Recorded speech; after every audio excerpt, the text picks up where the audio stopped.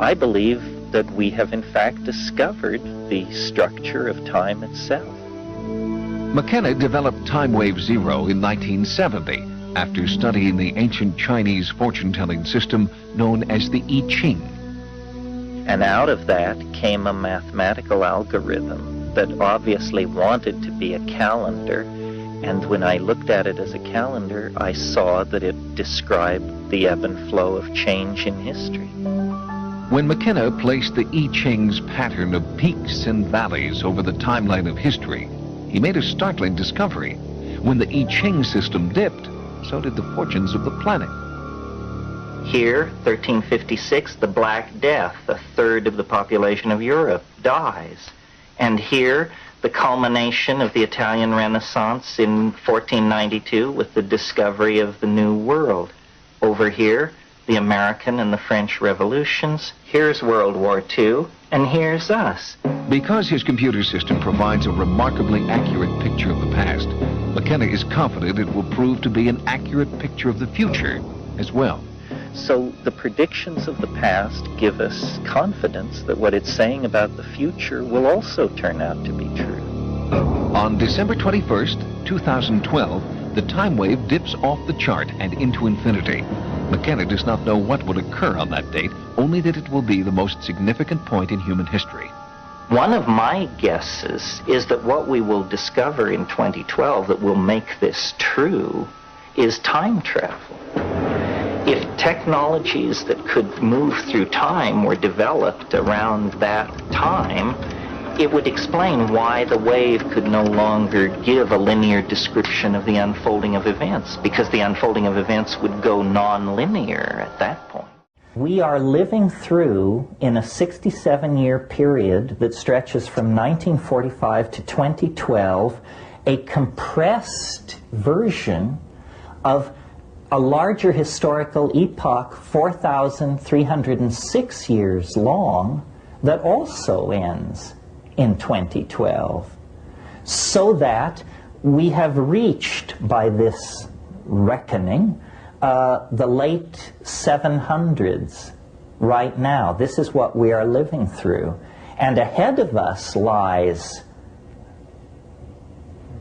the Gothic Renaissance, the European Enlightenment, the discovery of the Newtonian mechanics, the discovery of the New World. That all lies ahead of us. It all has to be compressed into the next 22 years of time. And that is what accounts for the crazy quality of modernity. It's what accounts for fads and fashions.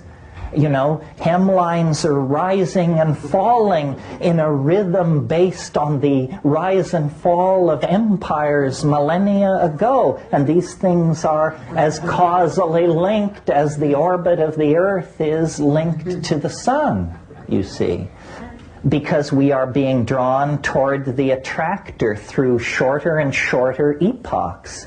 And not only must the entire last 4,000 years of history be compressed into this 67-year period from 1945 to 2012, but there is a 384-day period preceding December 22nd, 2012, when the last 67 years and the last 4,300 years have to be compressed into that. Then there's a final 6-day period when all of these things are compressed again. And so do you see what's happening? The spiral is tightening as it goes faster and faster. The resonances are impinging. The thing is getting nuttier and nuttier and nuttier as computers link all cultures together, all informational barriers dissolve. Everything is becoming connected to everything else. Not only everything in the present moment, but all past moments as well are being drawn,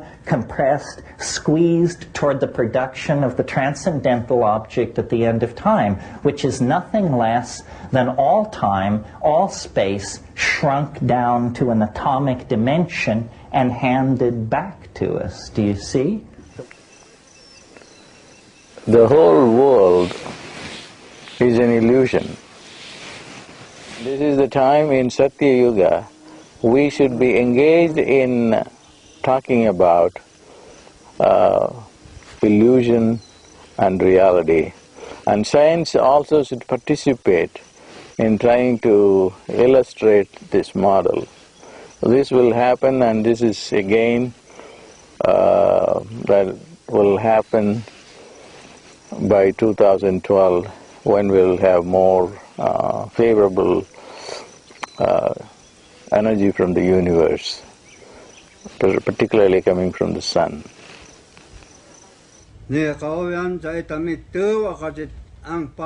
Certain things happened in the past that tell us something is happening to the land and life and the people. And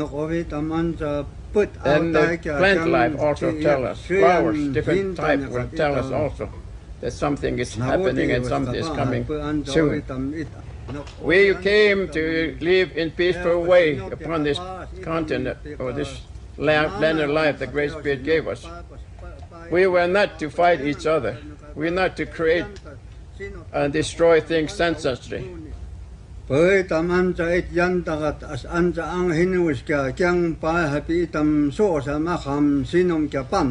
all have certain religious instructions, but it seems some different religious groups, societies, seem to have forgotten those basic instructions, teachings, and warnings, and are doing something just the opposite, running after more things that are not in line with the law of Great Spirit of law of nature and creating this problem. We are all given instructions to take care of this land and life according to the law of the Great Spirit of law of nature. And that is what I'm doing.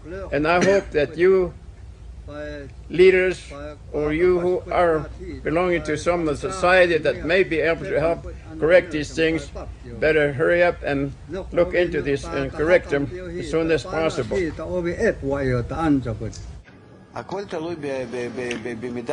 depends on the level of recognition of evil. Through dissemination, you can help people know the evil even before they actually experience it. Tell me, you saw the movie about the tsunami, right? Everyone laughed. Look at this wave, it's beautiful, right? You can see that. Look at this wave. And when it's approaching, you can see that it's 10 meters high and you don't know what to do. But now it's too late. But animals fled. None of them was killed. Not even a single cat died. Mice, dogs, they all fled to higher places. It was what, half a mile away in the mountains? People didn't understand it. That is your intellect, the human intellect. Where is it? They were just happy that this big wave was coming. Oh, what a joy. Right. It's the same here. The same thing here. A global tsunami is approaching. It's going to wash us over, and we think, yeah, great, it'll be fine, it'll be okay, it'll be fun. Somehow we'll go through it. We'll go through it too. The wisdom of Kabbalah tells you that this is a tidal wave that no one can survive.